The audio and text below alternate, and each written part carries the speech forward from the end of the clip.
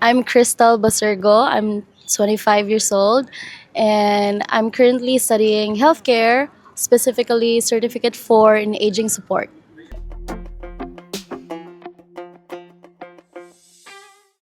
My life in the Philippines used to be so like planned out or like routine. So I decided to go out of my comfort zone, um, think about like meeting new people, new culture. Also, lots of people told me that in Australia, life will become so much better. And indeed, it's true. But there will be lots of challenges, lots of culture shocks, different personalities that you meet. But overall, it's worth the risk. Everything will be worth it. And the weather in the Philippines is very hot. Here, it's cold. Yeah. It's not too hot. It's everything is balanced.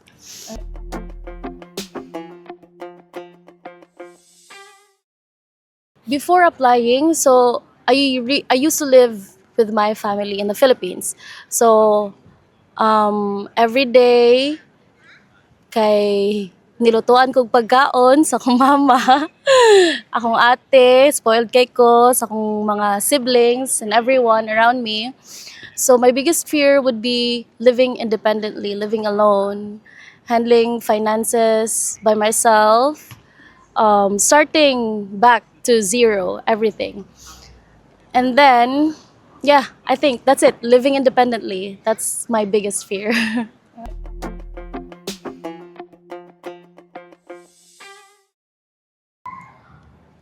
Part of that is like true, Okay. rich.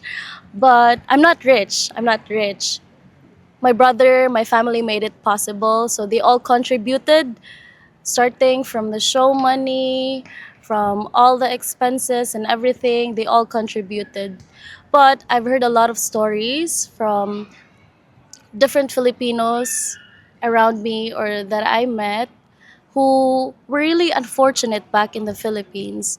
So what they did is bank loans and everything, like asked from the people they know, and then just less than a year maybe, nabayaran lahat. Okay. So yeah, I think part of that is when you're rich, you can afford, but when you're really willing to change your life, There's nothing a is way. impossible. Yeah, Uh, there's a way. okay. That's good to hear. Yeah. Because some of our client in the Philippines, sinasabi kasi nila na um, I would not get student visa even though for the opportunities kasi maganda naman ang Mm. opportunities. But they said na it only for the people who can Mm. afford. But if you have a family like Ma'am Crystal, help her like brother niya Yeah. no na nag-support sa kanya. So I think possible naman no if because sabi nga nila pag gusto natin mayroong maraming paraan. Mm. And I guess magte-take na naman tayo ng steps for the Mm. process Mm. no.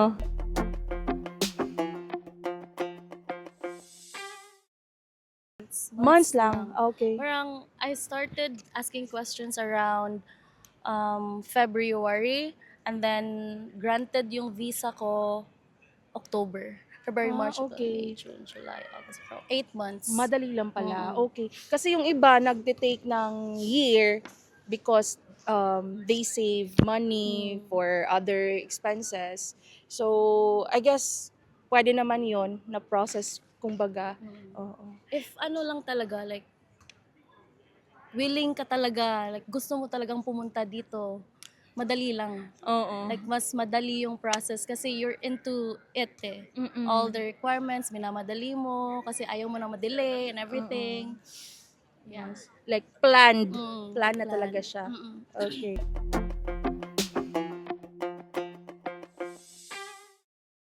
Oh my God, ang daming na change.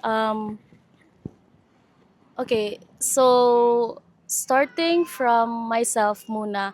In the Philippines, hindi ako masyadong like makikipag like socialize with Okay. with random people. Here in Australia, it's like everyone are your friends. So I started to be a little bit extrovert or more social with other people. And then also I started to be um, more like nag-iisip na ako on my finances. Okay. How to spend properly and everything. Tapos ano pa Kasi ba? sa Pinas kasi waldas, Waldas waldas, ng waldas, waldas. walang plano. Oh. Tsaka I started thinking about my future and my family. Kasi in the Philippines, routine na kasi lahat yun eh. Parang may growth ba ako doon? Wala. Steady lang yung income ko, yung buhay ko, yung Parang contented routine, na. oh, contented na talaga ako. Here, parang gusto mo ng more, more, more, more. Mm. So I think that's what changed. My goals became bigger. Yes.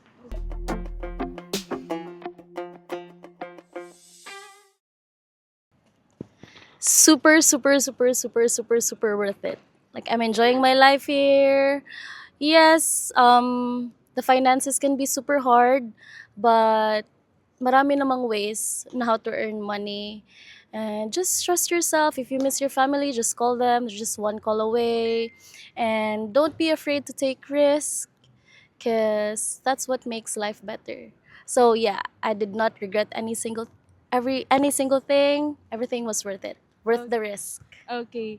Parang katulad namin dito, everyone, no, na nakakapunta kami ng day one pa lang. Parang gusto na talaga namin na, ang ganda pala ng Australia. Gusto namin mag-aral rin dito ni Glessy, no? Because of the transportation, madali, meron naman mga tawag nito. Parang kanang hapsay siya man ba? Oh, like hindi siya katulad sa Pilipinas talaga na kung weather din dito like mainit ngayon but the yung The breeze, it's oo, cool. Yeah. yeah, yung air. So hindi naman siya katulad sa Pilipinas talaga.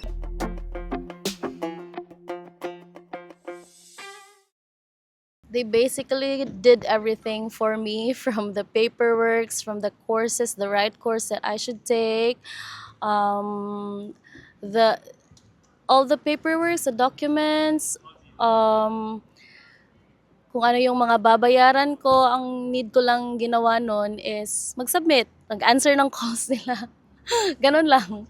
So, they basically did everything. I just had to like submit all the documents they need.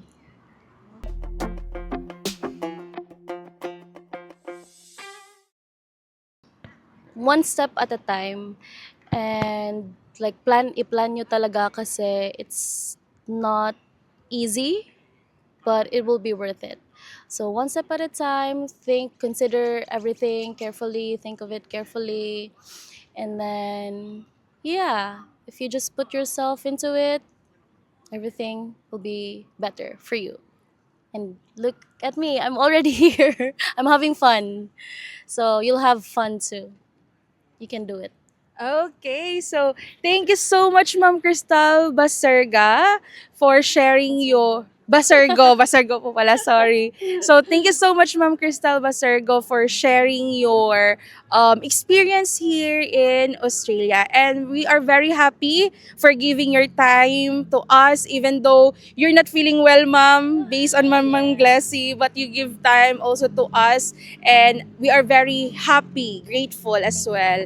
And thank you so much, everyone. I hope you have a lesson for this video. And if you want to go here in Australia as international student, then do not hesitate to message us directly. Thank you so much, everyone. And nice to meet you again, Ma'am Krista. Thank you so much, everyone. Bye-bye.